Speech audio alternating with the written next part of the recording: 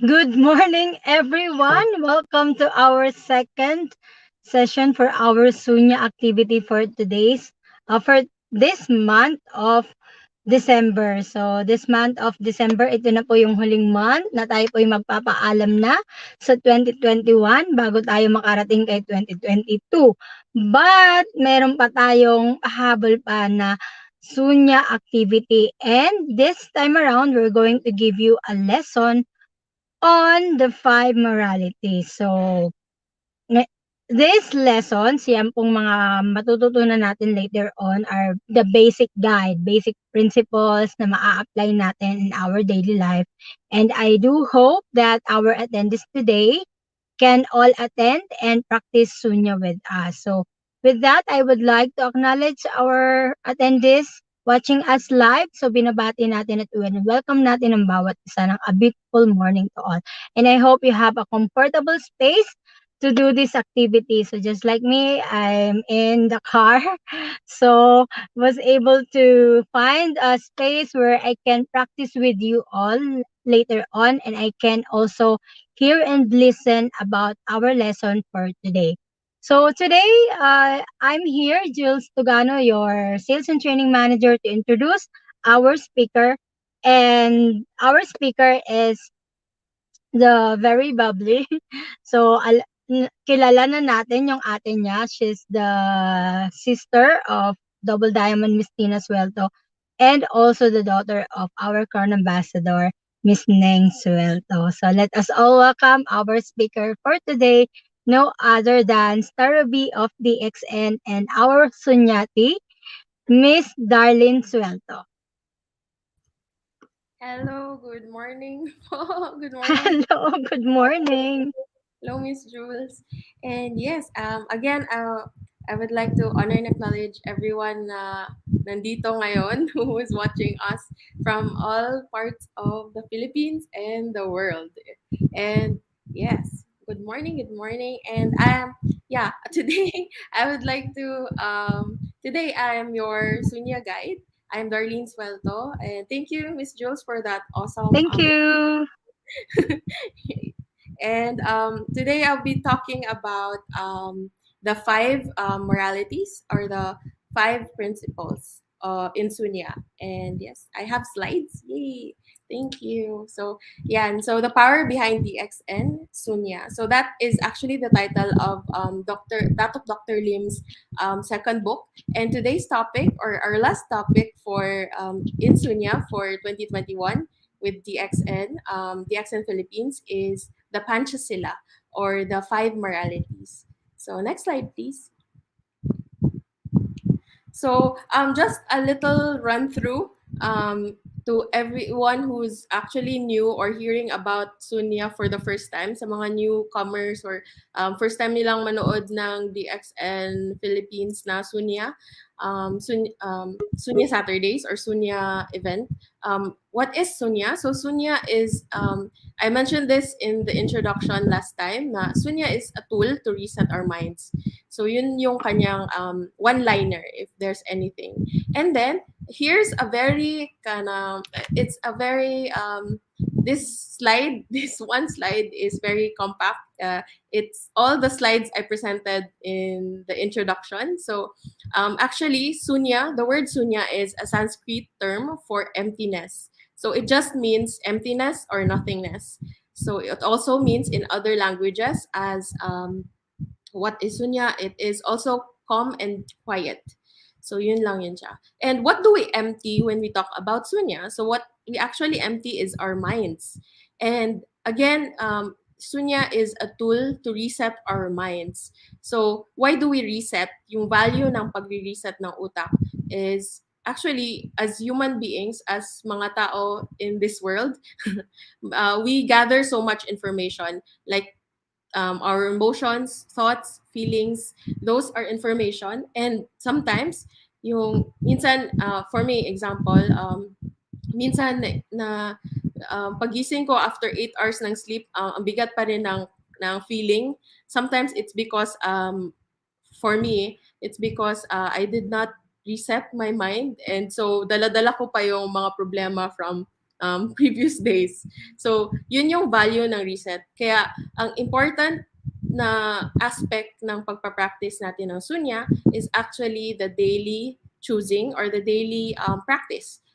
That is the key to reset. It doesn't matter if na natapos mo yung reverse counting mo. What matters is that every day you try to put it into your world or into your day. So, and later we will learn that how simple Sunya is, because I will guide you through a Sunya 9 to 0, a reverse counting. And again, a reminder to keep the practice simple because it's so simple. Actually, konting slides lang tong next because it's so easy to understand yung 5 moralities. So, yun yung para summary ng introduction to Sunya.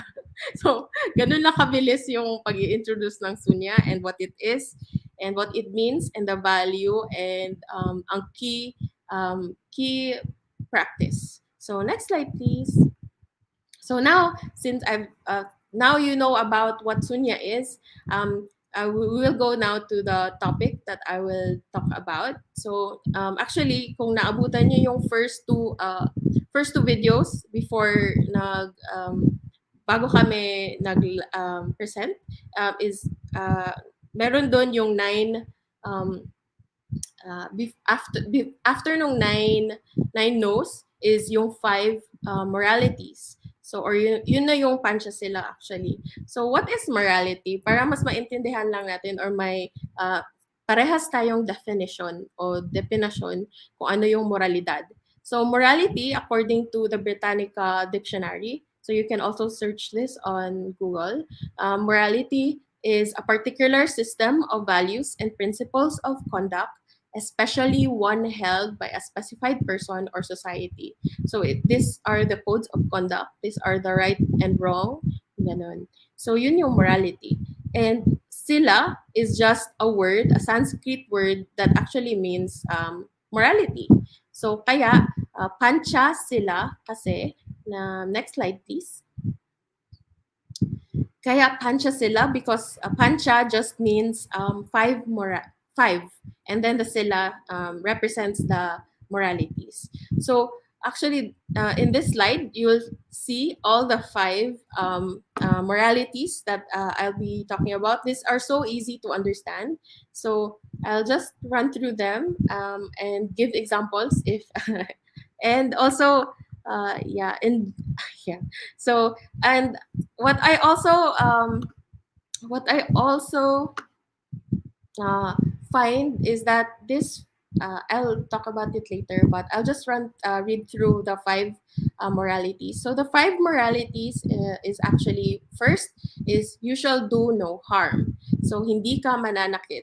So this also refers to hindi ka mananakit sa sarili mo, sa ibang tao, sa mga animals. So lahat ng klase ng pananakit like verbal and physical and all the other things like manipulation. So you shall do no harm. Yun yung ibig sabihin ng first na morality that we are guided in our practice with Sunya. And again, the Panchasila is actually just a guide, just a reminder that it is a guide and it is not related to any religion or hindi siya relihiyosong gabay.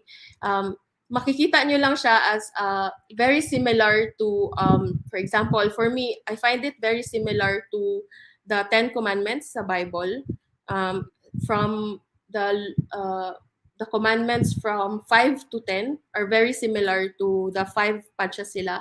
And it's because these are guides that we abide because we're humans dahil nasa mundo tayo, and that is our code of conduct. Kaya makita siya across all religions. And yeah, and kasi if ever magse-search kayo sa Google, baka makita nyo yung Panchasila is just sinasabi nila as definition in Buddhism, but actually it's beyond the religion. So yes. And yeah, so next is the second morality is actually you shall not take that which does not belong to you.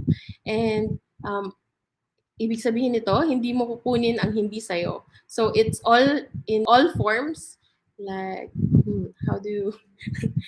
So, it is in all forms. Actually, this is, that's why also the title of our of my presentation is actually um, the power behind DXN, because these are the guides that, or the codes of conduct that DXN um, lives up, or is guiding everyone in DXN. So we also remind our distributors that we shall not take that which does not belong to us, because I think everyone who does this knows the consequences, or if there's any consequence. Yeah. So this is so very easily understandable and explainable. So that's why this is a very fast presentation. So I hope you're catching up. And the third one is actually, you shall not disrupt the harmony of family and society. So, hindi mo sisirain o guguluhin ang pagkakaisa ng pamilya at ng lipunan. So, yes, so this is also one of our guides as sunyatis and as human beings. So, hindi natin, we don't try to, for example, sometimes we are unaware that we have this tendency. For me, how do I? Sometimes I catch myself also um, doing this, pero within within my siblings. So I make issues within my siblings, but then I'm just very lucky that my siblings don't buy into it. So yeah, so this is one of the so I think magigets niyo naman kung ano yung examples nito. It's very uh, so ano po Tagalog? Yeah. Hindi mag I think that's late. Yeah. We're on the ano na, disrupt the harmony of family and society. So hindi natin sisirain o gugulin. Hindi tayo gagawa ng istorya para sumira ng mga relasyon, yung mga ganun. Hindi tayo gagawa ng mga bagay o actions na makakasira ng kasi may mga bagay na hindi mo kailangan sabihin or hindi kailangan talagang paano ba para lang magkagulo ang mga tao, parang gusto mo may sasabihin ka na hindi naman kailangan. So yung mga ganun. So yun yung isang example ng hindi example ng pag-disrupt ng harmony or ng family and society. So and our fourth morality is actually, you shall not make false claims, or hindi ka gagawa ng maling pag-aangkin. So ang maalala ko talaga na pag sinasabi to ni Dr. Lim, sinasabi niya talaga na if ever may code man na hindi mo sisirain, or hindi mo paano ba? Hindi mo pwedeng i-break is ito yon. Kasi equivalent daw to, if my hell, parang pupunta ka daw doon. Kaya, and this is, and we all know this in example, in talking about our products, we are always reminded that we don't make false claims, or we don't also overclaim. And yeah, no lying. We just share from our experience, yung mga ganun. Kahit simple na false claims, it can still lead to big false claims. So, or white lies, yung mga ganun. And yeah, so the next one is our fifth and final morality is you shall not intoxicate yourself, or hindi mo lalasingin ang iyong sarili. So, hindi naman sinasabi nito na hindi ka na iinom. Ang sinasabi lang nito is hindi mo pasosobran nung hindi mo na ma-remember yung next day, or nagsusuka ka na, or mga ganun. So, yes. So basically, yun yung 5 moralities, and yun yung mga sinusunod natin dahil tao tayo sa mundo, and ito ay hindi lamang ginagawa for sa religion. For example, yung 10 Commandments, di ba meron din doon Do not covet yung sa neighbors, yung so from 6 to 10 na commandments. So, yes. So, ano pa ba? So, basically, I hope naintindihan niyo yung five moralities or yung pancha sila. And, yeah. Next slide, please. So, our activity, so it's activity time. It's so short. Yes. So now we're in our activity time. So actually, I would still like to run through every aspect of doing sunya. Kasi since this is live, so I'm not sure if everyone is actually or knows how to do sunya already. So I will still walk through everyone of what a daily sunya practice looks and feels like. So are you guys ready? So if I'll give you time now, so you can now go to a very, if possible, medyo quiet na place, and you can next slide, please, and be ready to sit. So in Sunya, we actually have three sitting positions. So we have the Indian sit, the half lotus, and the full lotus. So if you see on the slide, we have examples of what the Indian sit, the half lotus, and the full lotus looks like.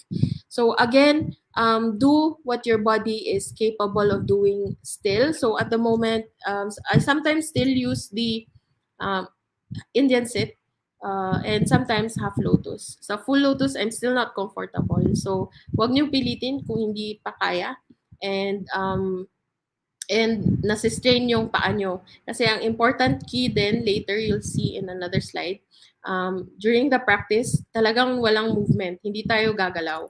So, yes. So sa sitting, I hope you've chosen your preferred sitting position. So it could be the Indian sit, yung normal sit, and then if nag-i-Indian sit kayo, if may pillow dyan or yung 2 to 3 inches na stable na maupuan, um, from the floor, 2 to 3 inches, please use it because it will help you sustain yung spine nyo later. So actually, the full lotus is very stable. You don't need any block or pillow to sit on. Kaya yeah.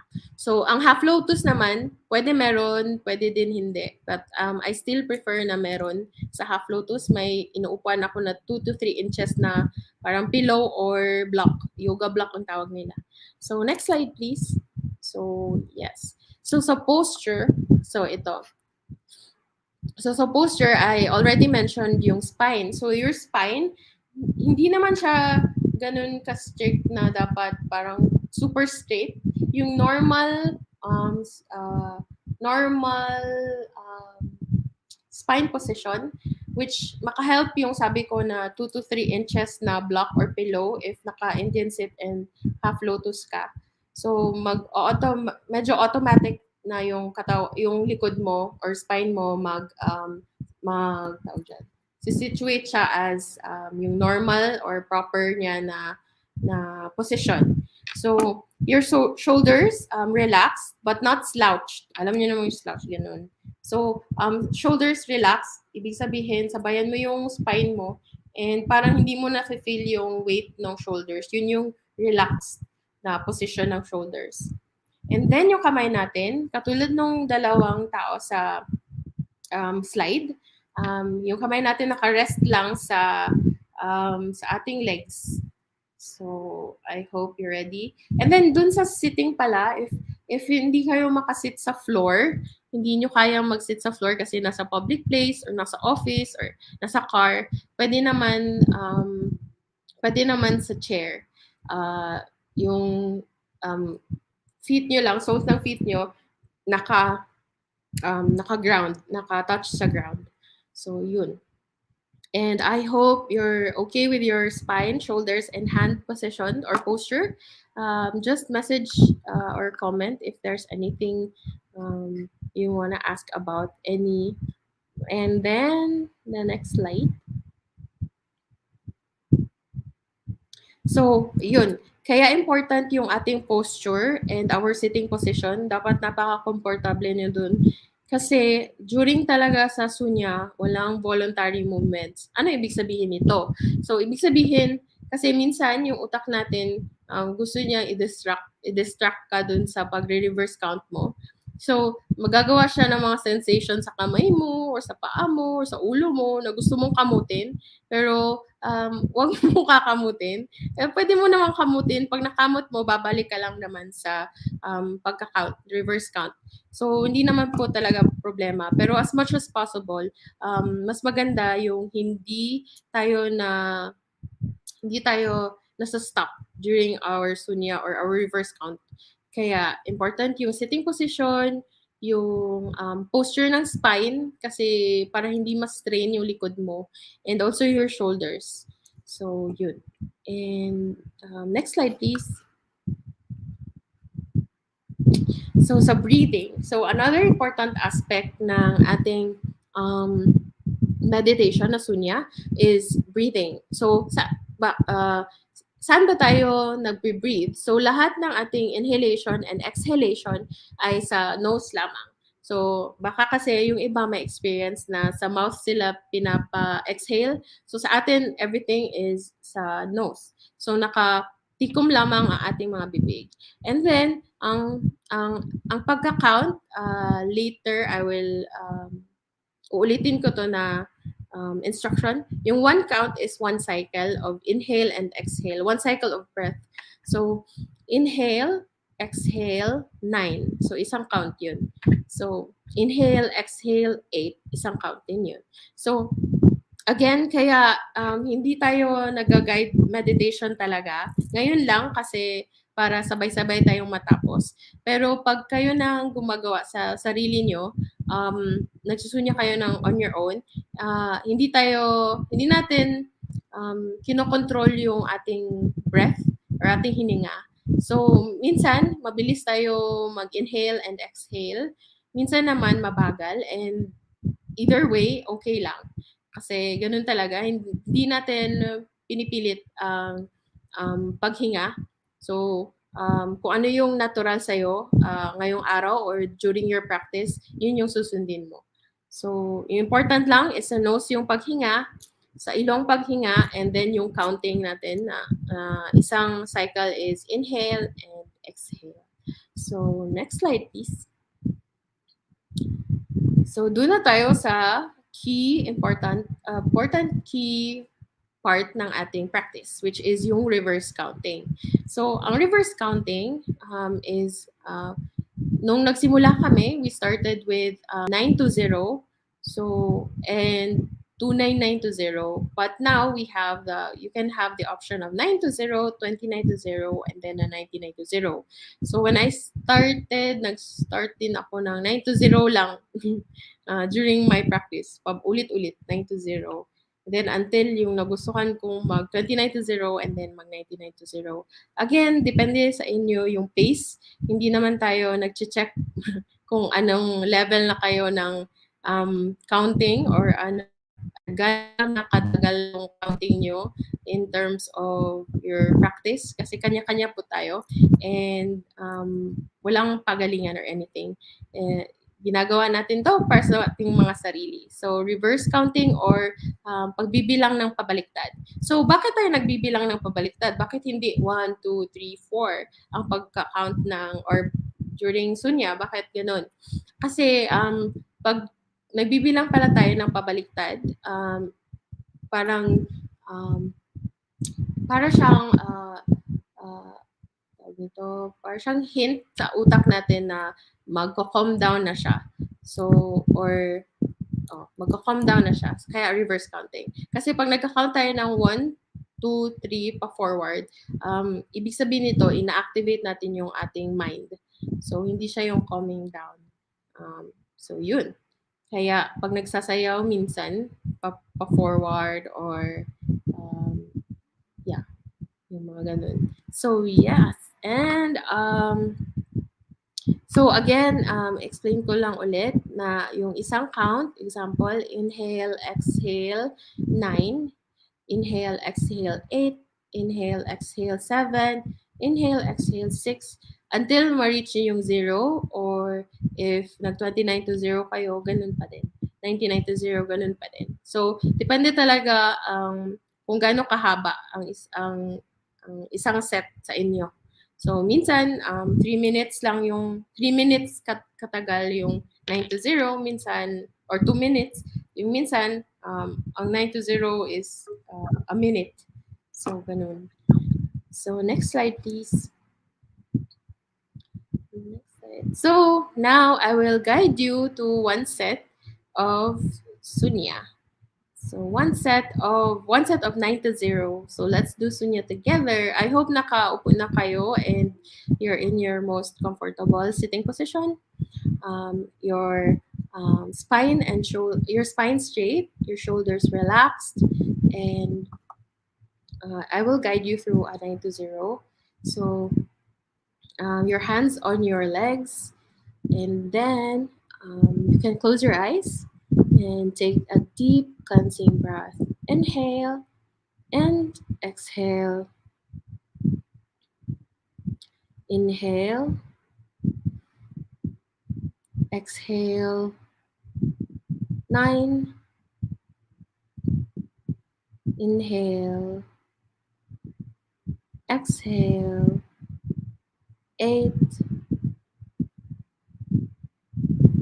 Inhale, exhale. 7. Inhale, exhale. 6. Inhale, exhale. 5. Inhale, exhale. 4. Inhale, exhale. 3. Inhale, exhale. 2. Inhale, exhale. 1. Inhale, exhale. 0. So, yes. So that's how short, or that's how a Sunya practice feels and looks like. So it's that easy. So that's the minimum parang practice, your daily practice. If wala ka talagang time, yun yung pinaka minimum. So you can also do a 29 to 0 and also a 99 to 0 if kulang pa sa'yo yung 9 to 0 and yung 29 to 0 mo. And if kulang pa din yung 99 to 0, then you can do a 299 to 0, a 299 to 0. So, ganun. And again, important part is doing it daily. Kasi, again, every day may information tayong kinikip sa katawan natin, sa utak natin. Kaya everyday din dapat na nire-reset. So again, this is simply a tool. So we just present to you another possibility, another tool for you to use. Option nyo, kaya tool siya. And option nyo kung gagawin nyo or hindi. But then if you feel you require it, then please follow or choose what choose it. Choose the practice, because no one can do it for you. That's the thing about tools. No one can hindi pwedeng yung ate ko ang gagawa para sa akin.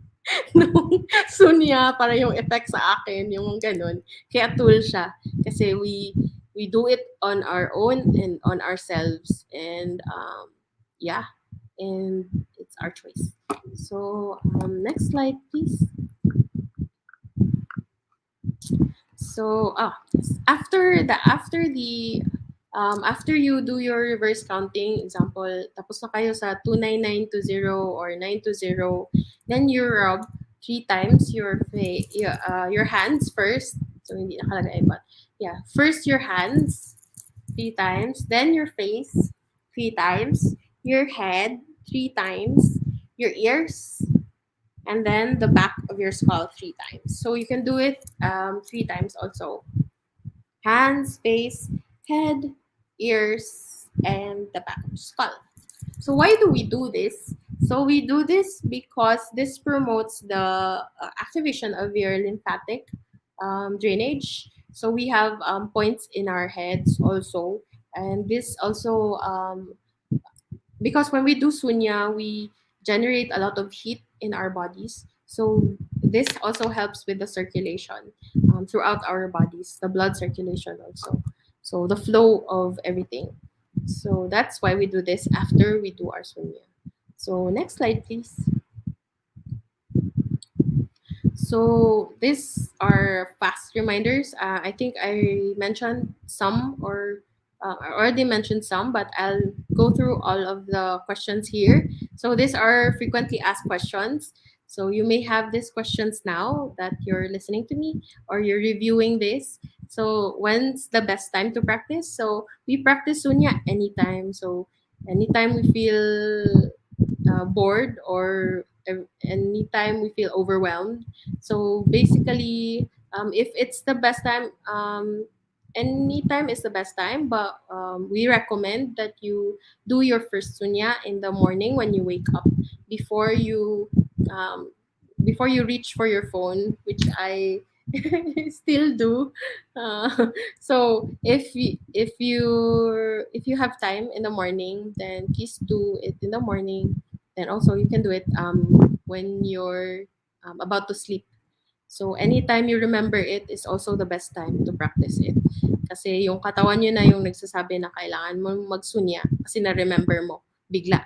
So, yung mga ganun. So, sundin mo yung katawan mo.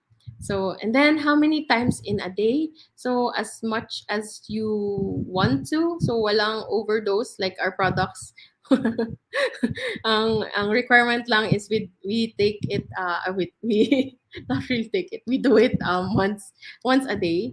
But how many times depends on you. But again, we're also not recommended by Dr. Lim or that of Dr. Lim or Shifus to what do you call this, to do sunya for 3 hours and do nothing. So again, we are the practice is simply the smaller practice.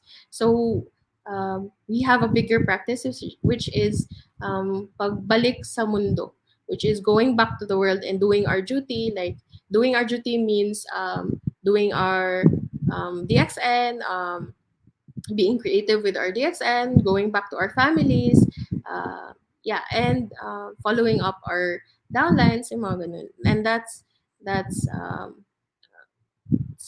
doing your sunya on your own is simply a smaller practice.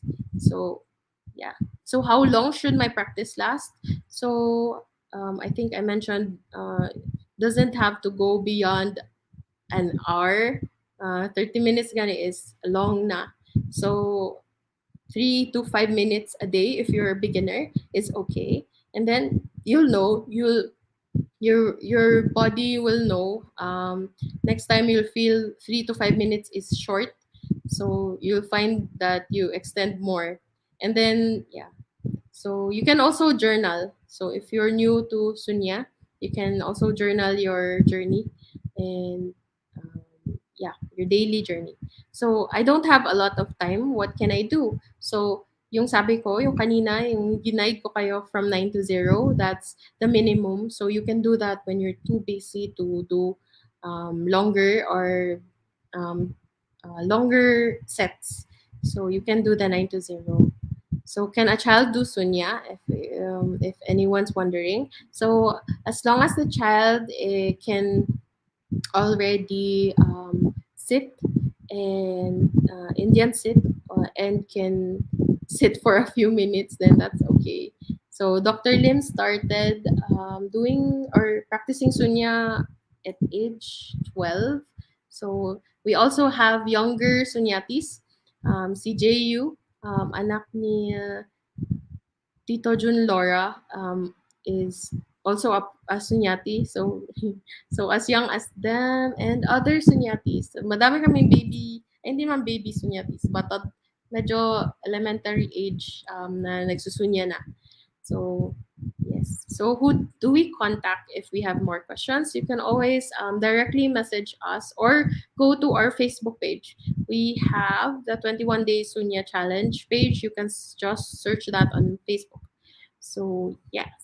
So, if you have any more questions on the comments, and yes, apo din nila Tito Devin and Tita Lati. Yes, si Emma also does sunya on her own without being told. And walang nagturo. Yes, minsan natural sa bata, especially mga bata now, mga younger generation. So, yeah, so next slide please. If you can ask questions on the ano also. And this is the dates to take note of. So we actually have our last um, 21 Days Sunya Challenge. So you can just search the 21 Days Sunya Challenge on Facebook. And we started December 3 and will end on 23. You can still join because we just finished our. Today is I think, the ninth day. So you can still get your 7-day certificate, and I think 14 day. I think you can still habol pa sa 7 and 14 days. And then this 21-day challenge is also a prerequisite to your red belt certification. So this is the another level of doing sunya. So yes, and yeah. So I think this, and also you can go to Sunya PH. So thank you, Miss Tina Suelto, for my sister, my sibling that I tried to manipulate her. Joke lang. So you can go to our Facebook pages that she's commented on the comment section on Facebook. So you can search us there or message us on there. And yes, so this is when you're a Sunyati, you are also part of the Sunyati International Foundation. So this is the branch of DXN where we put our bigger practice into action. So this is going back to society and doing our duty. So this is where our foundations are. So like the kimono I'm wearing, when you buy it, we are actually contributing directly to the farmers, the cotton farmers in India, who are um, choosing uh, to end their lives because of the cotton that they harvest and they cannot reap enough of. Uh, and yeah, that's the story. In maybe in later Sunya DXN Sunya conversations will be tackled. So yes, what else is possible? And next slide, please. So yes, so so we're at the end. So I would like to thank everyone. Thank you guys for choosing Sunya today. You are awesome, and know that you are a contribution by just doing Sunya, choosing Sunya daily, and you are part of the 3% that the world needs to have sustainable, lasting peace and prosperity throughout the world. So it just takes 3% of the world population doing Sunya to daily Sunya to actually actualize uh, peace and prosperity throughout the world. So yun yung tipping point, 3%. So you are part of the 3% by choosing it daily, any time of the day, as short as 3 minutes. You are already a contribution. And even your joy and your happiness is a contribution to the world. So what if every choice you make is a contribution? And happy holidays and see you in 2022 because I just learned this is the last DXN Philippines Sunya event for the year. And yeah, nakulitan ko sa akong face. Wait. Hi, hi, Miss Darlene. Thank you so much for that. Yes, this year, this is our last Sunya activity, but on next year, 2022, so we're going to have another set, but will collaborate with Sunyatis in the Philippines, especially your group, and how we will do this for kick-off activity in the first quarter of 2022. And we are also glad to be part of the 3% of the world's population actualizing peace and prosperity. So thank you so much for your presentation. We have learned a lot, and we keep on learning, no? Maraming beses na tayong uma-attend sa ganitong lessons, but every time it's different kasi nagiging iba yung situation natin in life. Nagiging iba yung application, and nagiging iba rin yung meaning. So as we go on with this practice. So thank you, and I hope our viewers and the rest of our DXN members then they can also try doing this at least for 5 minutes or 30 minutes of their time at any time they are comfortable with, and any place they are comfortable with to do this. Just like me na nandito po sa sasakyan at nag-park po somewhere but was able to do it with you all. So thank you very much for being with us in this beautiful morning, and the next mornings to come. So that's all for today. Thanks again to our viewers, and thank you again, Miss Darlene. Bye.